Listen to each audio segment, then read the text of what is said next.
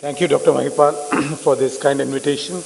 I am supposed to speak on combining CXL and laser vision correction. Part of it has already been covered by Mahipal in his earlier talk, and let me try to give you a different perspective. These are my financial disclosures, not of much relevance to the talk I'm going to deliver today here.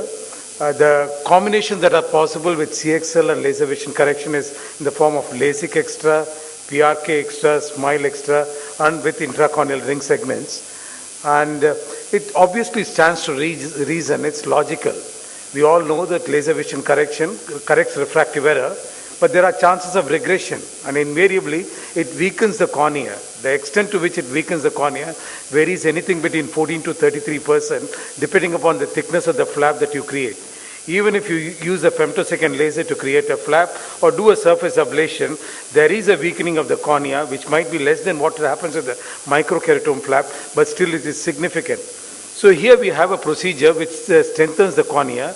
Collagen cross-linkage has been shown to increase the corneal rigidity or the hysteresis by almost 4 times. So obviously, if you could weaken the cornea by the laser vision correction, but at the same time strengthen it by combining this procedure with the collagen cross-linkage, that seems to be the way to go. And this also reduces the chance of regression, apart from reducing the chance of corneal ectasia. So essentially what you use is instead of 0.1% riboflavin, which is used for conventional cross-linking, we use 0.25% concentration riboflavin.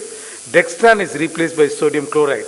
For your information, Dextran was never intended to be added to riboflavin. It's just incidental. And since most of the earlier studies were done with that, they found it difficult to replace it. Essentially, Dextran shrinks up the cornea, and maybe it's time we move forward, discarding Dextran for all the riboflavin that's being used. And also, Dextran can predispose to DLK. So use 0.25% and substitute sodium chloride instead of Dextran.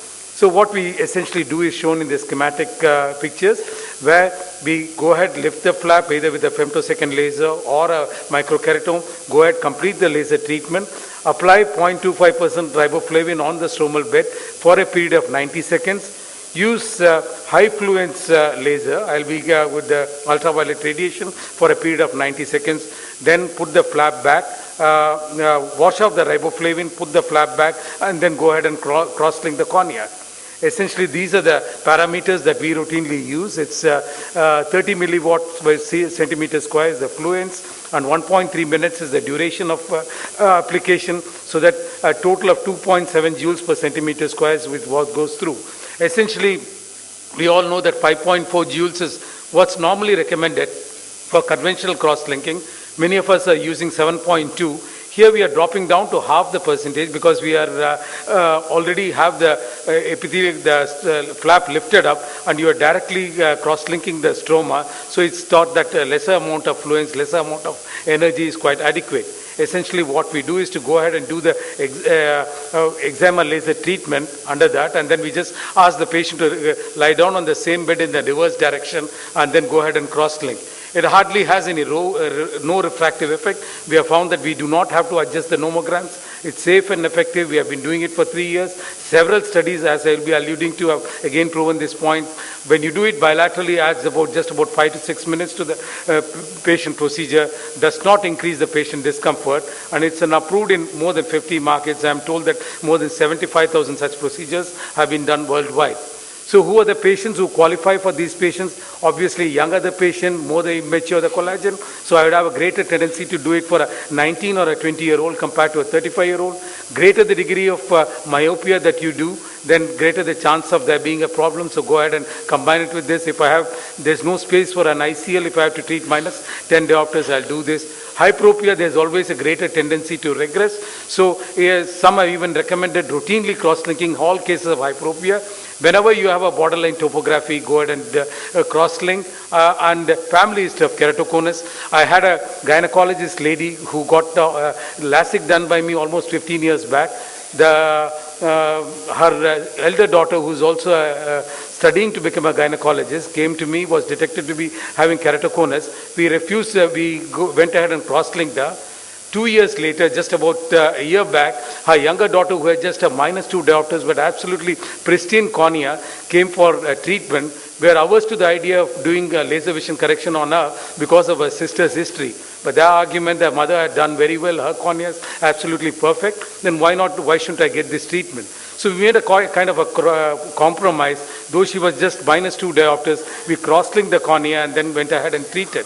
Retreatments, obviously, there are greater chances of keratoconus, so you go ahead and treat. So what's good for the goose is gander. So maybe going forward, we might end up cross-linking all these cornea, all the laser vision corrections that we do, just because of the safety that this cross-linkage offers. That's just a thought, and I believe that some of the refractive surgeons in the West already started doing this.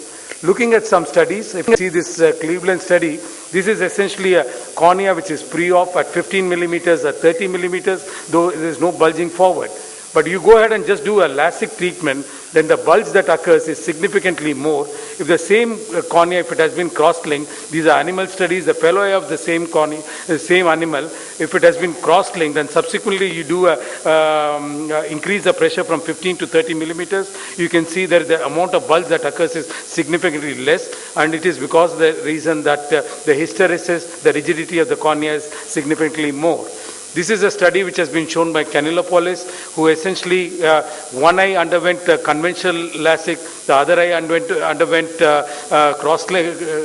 LASIK plus, and here essentially it's all hyperopic patients in the range of about 4 to 5 diopters, and you find that the amount of regression with a follow-up period of 1 year is significantly more in cases which underwent just LASIK alone compared to those which underwent LASIK extra. And this is a study by Tomito in Shinagawa. He claims to have done more than 50,000 such procedures, widely published on this. This shows the stability of the refractive impact that you get once a cross-linkage has been done. And he shows that even in small grades of refractive error, both the conventional LASIK as well as LASIK extra, the results are comparable over time. And if you have a patient like this, this is a study by Jerry Tan, who has again published, and he says -8 diopters and beyond, the kind of stability that you achieve with LASIK extra is significantly better than what you achieve with conventional LASIK. When you have just errors within 0.5 diopters, you achieve about 84% correction in LASIK extra patients compared to just about 65% correction in LASIK alone. And these are just some of the patients whom we have done. Basically pre-op refraction of -10 with 0.75, but I would obviously prefer an ICL in this situation, but the AC depth is just about 2.63. The fellow eye is somewhat comparable, again -9 diopters, but the shallow anterior chamber. So we cross-link them, but I make sure that the Bellin-Ambrosio maps are quite pristine. Go ahead and cross-link these corneas along with correction, and then you see the kind of correction that we are able to achieve, and fairly stable, just about plano or a small refractive error. Then we do this PRK extra. We already alluded to this earlier, where we do this transepithelial PRK, and subsequently go ahead and do a cross-linkage. I think the PRK is no different. Again, exactly the same procedure. The parameters that we use are exactly the same as what we do for LASIK extra. You see this sample case, -3 with 1.75 diopters. It's only less than -6 diopters that we do a surface ablation. And you see this suspicious bulge over here. So obviously this is something, though otherwise the cornea is quite normal, we want this safety of this cross-linkage. Again, the fellow have the same patient, a bulge over there, but you can see that it's not that you just because you're cross-linked, you can go and treat all corneas. We make sure that Bellin-Ambrosio maps are exactly pristine, and then go ahead and cross-link these corneas. Treatment effect is quite good. I think I'll just take a minute more. A smile extra, again you have cross-linked these corneas. You can see that I think Rupal will be dealing with this more significantly. We remove this lenticule, go ahead and introduce the riboflavin, cross-link the cornea exactly for the same 1 minute, 1.5 minutes, and then we find that this also works quite well.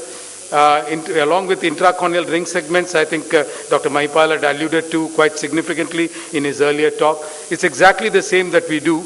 We believe that you can go ahead and do these patients, both the cross-linkage as well as the transepithelial PRK and introduction of the Intacs rings can happen at the same time. So essentially Intacs is introduced first, then subsequently we do a PRK, then go ahead and do the cross-linkage. all using the same parameters as what I had mentioned earlier. So essentially the thought I want to leave you behind is you have two excellent modalities, laser vision correction and cross-linkage, which seems to potentiate the effect of each other. As far as you pick and choose and offer it for the right kind of patients and the right combination, they seem to work quite well. Thank you so much for your kind attention.